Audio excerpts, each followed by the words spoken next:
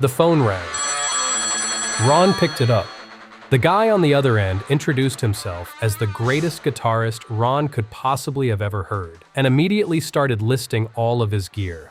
Ron stuck his head into the garage where James and Lars were hanging out and asked if either of them wanted to take the call, but warned them that if this guy ever showed up, his ego would never fit through the doorway.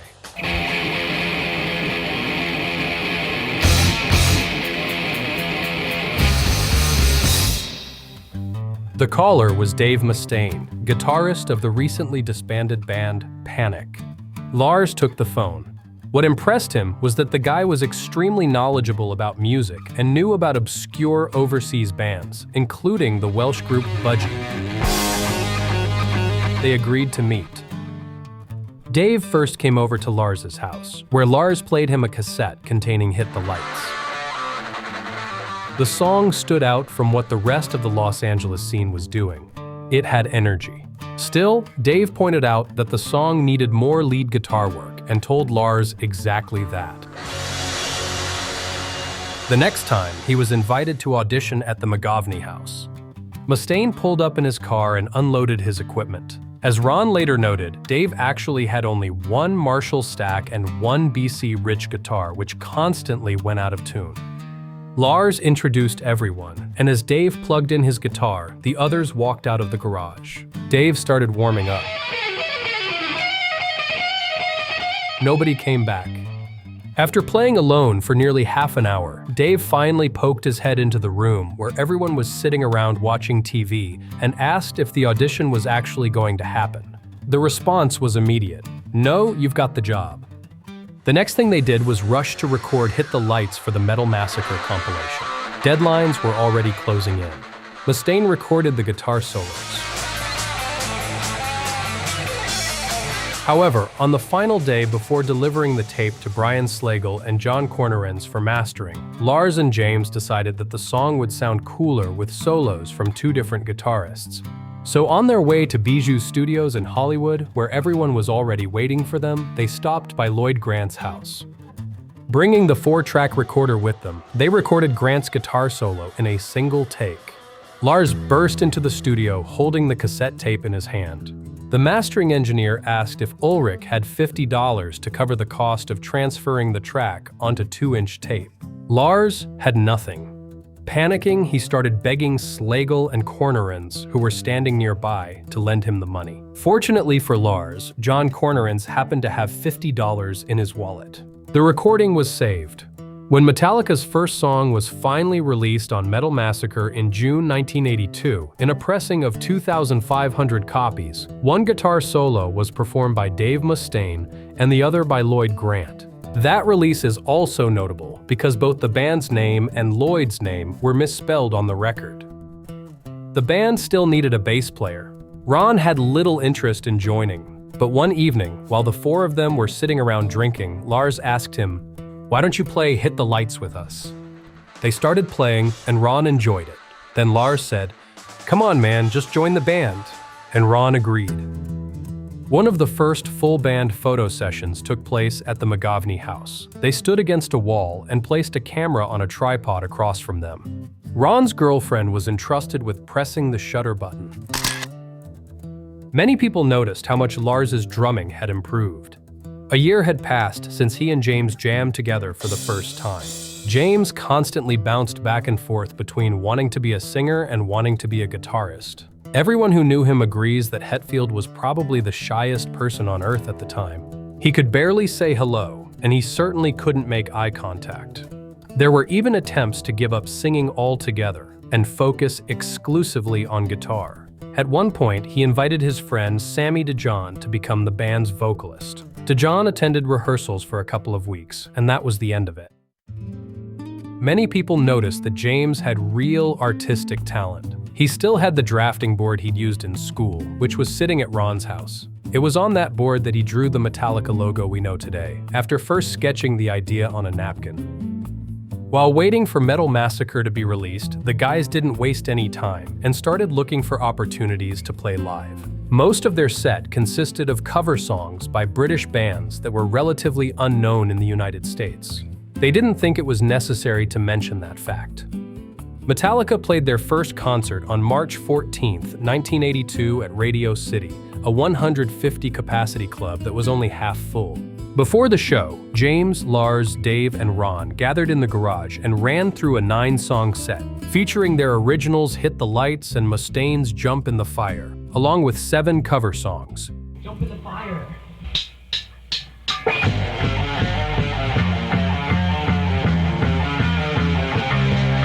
Satisfied with the rehearsal, they loaded their gear into Ron's father's pickup truck and headed to the club. The show immediately ran into trouble. James was extremely nervous.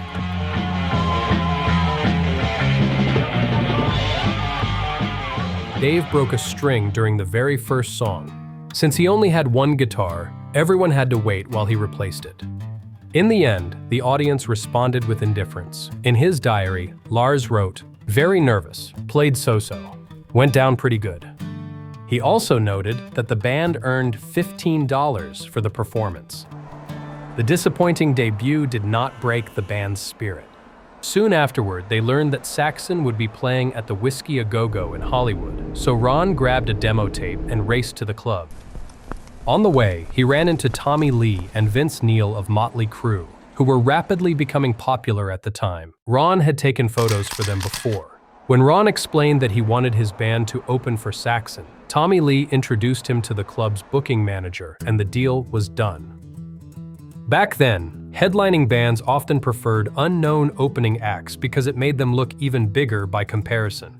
And since Motley Crue had already become stars, they had no problem giving the slot to Metallica. Just a short time earlier, Lars and company had been sitting in a parked car outside the Troubadour, shouting out the window at Motley Crue when they stepped outside in their high heels for a smoke.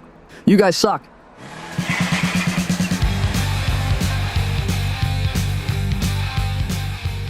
When Metallica arrived at the Whiskey for the show, they were informed that there was no dressing room for them and no sound check. About 400 people attended that night, and the band debuted a new song, Metal Militia.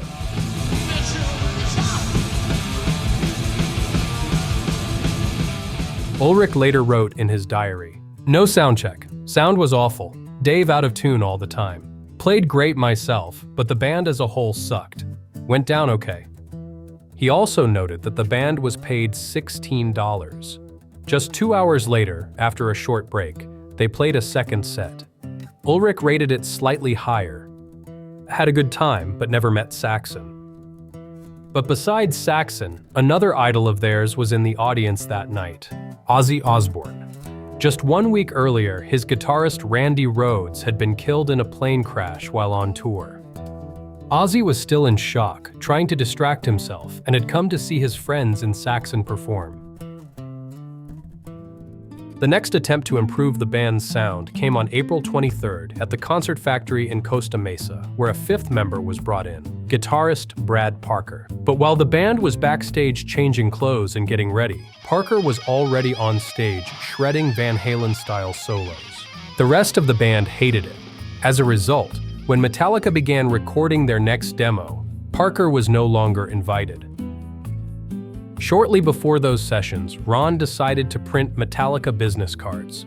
He thought the cards should include something besides the band's name and phone number, something that described what Metallica stood for. Since the band was determined to be different from everyone else, Ron came up with and added the phrase, power metal. When he showed the finished cards to the others, Lars grabbed his head and said it couldn't be used. James and Dave laughed and decided to name the new demo Power Metal. It included Hit the Lights, Jump in the Fire, Mustaine's new song, The Mechanics, and Hetfield's Motor Breath.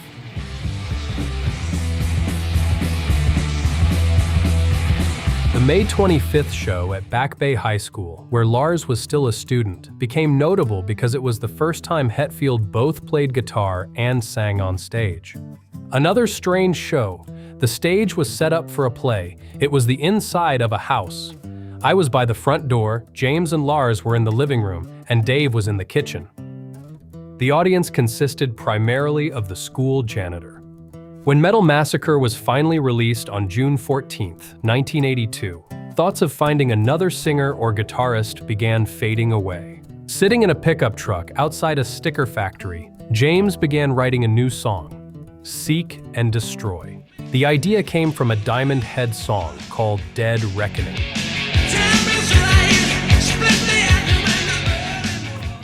He then drove over to Lars's house, and together they finished the song in his father's meditation room. On July 3rd, Seek and Destroy made its live debut at the Concert Factory. The band was gaining momentum. They played 4 shows in July and 7 more were already booked for August. One of those shows ended with James punching Lars. On August 18th at the Troubadour, Metallica played their best show yet, and the crowd demanded an encore. The problem was that they had already played every song they had prepared. They needed to choose one more. Hetfield suggested Let It Loose. Ulrich suggested Killing Time. The band voted and agreed on Let It Loose. But when they returned to the stage, Lars decided to do things his own way and launched into the opening of Killing Time. James was completely unprepared. Caught off guard, he stumbled through the lyrics and made mistake after mistake. When the performance ended, Hetfield walked to the back of the stage, hurled his guitar straight at Ulrich, and slugged him hard in the stomach. Then he shouted, "You fucker, don't you ever do that again." The incident was over, but it would not be the last. Soon afterward, Lars booked studio time to record 7 original Metallica songs for a new EP. Local punk rock impresario Kenny Kane had launched his own record label, and Metallica was the first band he wanted to sign. But when he received the master tapes, he was furious. Why weren't these the same songs Metallica had been playing live? Lars had to admit that most of their concert set consisted of cover songs. Kenny Kane immediately lost interest and refused to release the record. Lars decided to take matters into his own hands. Under the title No Life Til Leather, he and his friend Patrick Scott duplicated hundreds of copies from the master tape and mailed them to every record store owner, every promoter, and every fanzine writer they could find. Within weeks, the tape was everywhere. Soon, Lars was flooded with interview requests from fanzines. Right from his job at a gas station, he confidently told interviewers that Metallica had the potential to become the gods of the American metal scene. Before long, another conflict erupted. At the time, Dave made money selling pot. One day, he was away playing a show, and people knew nobody was home. Someone broke a window, got inside, and stole everything. When Dave found out, he was furious. In response, he got 2 pit bulls. One day, he brought them with him to rehearsal. Dave and his friend Rick Solis pulled up to the McGovney house. The moment the car door opened, the dogs exploded out of the vehicle and began running around the neighborhood. Ron McGovney owned a well-maintained, expensive Pontiac parked outside the house. At one point, one of the dogs jumped onto the car and planted its paws on the front fender. Ron had just stepped out of the shower and was horrified by what he saw through the window. James ran outside and yelled, "Hey Dave, get your fucking dogs off Ron's car." Dave shouted back, "What did you say, asshole? Don't talk about my dogs like that." The argument quickly spiraled out of control. It moved from the street into the house, and the tension kept rising. Dave accused James of kicking one of the dogs. "You better shut up or I'm gonna punch you in the mouth," Mustaine warned. Ron stepped between them and said, "If you're going to hit James, you'll have to hit me first." Dave told him to stay out of it. James immediately responded, "If you hit him, you'll have to hit me first." Dave answered, "Fine, you win." He punched James in the face. Then he hip-tossed Ron, sending him crashing into the television.